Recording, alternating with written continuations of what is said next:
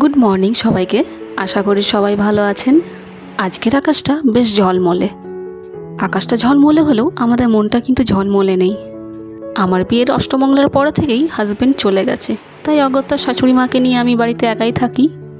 তো আজকে বলবো আমি কি কারণে হাজব্যান্ড চলে গেছে। এই যে আমার শাশুড়ি মা স্নান সেরে বাগানে সবজি তুলছে, আর এই সবজি দিয়ে আজকে আমি রান্না করব। মনটাকে ভোলাবার জন্য কত কিছুই না করতে হয় আমাদেরকে। এই যে বাগানটা দেখছেন, এই বাগানটার পরিচর্যা আমরাই করি। এই যে একটা ফুল এসেছে, এটা কি ফুল বলুন তো? ভেন্ডি গাছের ফুল। শুধু আমার হাজব্যান্ডই নয়, আমার শাশুড়ি মায়ের হাজব্যান্ডও কিন্তু বাইরেই থাকেন। এই নারকেল গাছটায় কত ফুল এসেছিল, কিন্তু দেখুন 3টে ফল লেগেছে। আমাদের সবজি তোলা শেষ, এবার রান্না শুরু। ততক্ষণ আমি ভাত চাপিয়ে দিয়েছিলাম, আর শাশুড়ি মা বললেন আজকে ঝোল ঝোল পোস্ত বানাতে। এই ঝোলা পোস্ত দেখে আমার ছোটোবেলাকার কথা মনে পড়ে যায়। স্কুল যাবার আগে অধিকাংশ সময় আমার মা এরকম ঝোলা পোস্ত বানিয়ে দিত, তাও আবার পেঁয়াজ দিয়ে, আর রোজ একটা করে ডিম সেদ্ধ। এটাই ছিল আমার ফেভারিট খাবার। তো আজকে আমি পেঁয়াজ দিয়ে বানাবো না, এমনি নর্মালি হবে, শুধু আলু দিয়ে।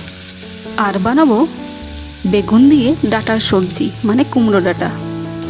তো আজকে বাগান থেকে তুললাম কুমড়ো ডাঁটা, বেগুন আর একটু ভেন্ডি। বেশিরভাগ সময় দিনের বেলাটা আমরা এইভাবেই কাটাই। আমি যতক্ষণে এদিকে আলু পোস্ত বানাচ্ছি, ততক্ষণে ওইদিকে শাশুড়ি মা সবজি রান্নার জন্য ডাঁটা কাটছেন। আর বানাবো আজকে ভেন্ডি সেদ্ধ। ঘরের গাছের ভেন্ডি সেদ্ধ কী না ভালো লাগে।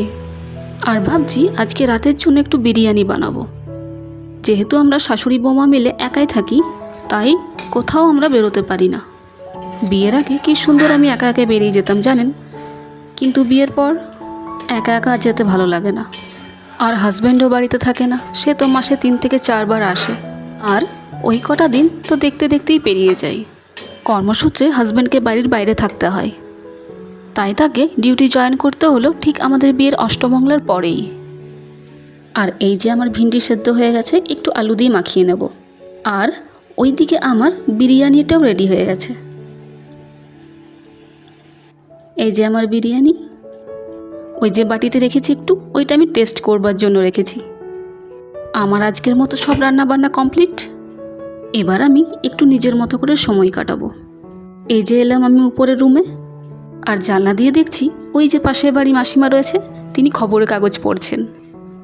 চলুন আমি একটু বাইরে যাই আকাশটা দেখতে। উফ, কি ভালো লাগছে এই নীল আকাশ, সাদা সাদা মেঘ। পুজো তো প্রায় চলেই এলো। আমার পুজোর শপিং একটু হয়েছে, এখনও বাকি আছে, তাই আমি কাশফুল দেখে কাটাচ্ছি সময়টা। ওই যে একটু আগে বললাম, মনটাকে ভোলাবার জন্য কত কিছু করতে হয়। নীল আকাশ, গুটি গুটি সাদা মেঘ, কাশফুল, এইসব দেখলেই তো মানুষের মনটা ভালো হয়ে যাবে।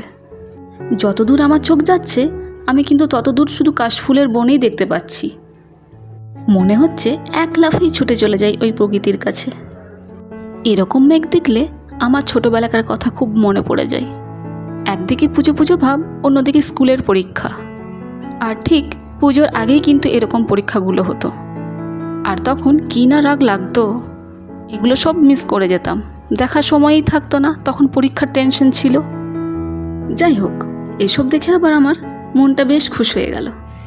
কিসের খুশ আমিও জানি না, কিন্তু আনন্দ আনন্দ লাগছে। মনের কথাগুলো শেয়ার করে বেশ হালকা হলাম। তো আজকের ভিডিও এখানেই শেষ করছি। দেখা হবে অন্য ভিডিওতে। সবাই সুস্থ থাকবেন, ভালো থাকবেন। ধন্যবাদ।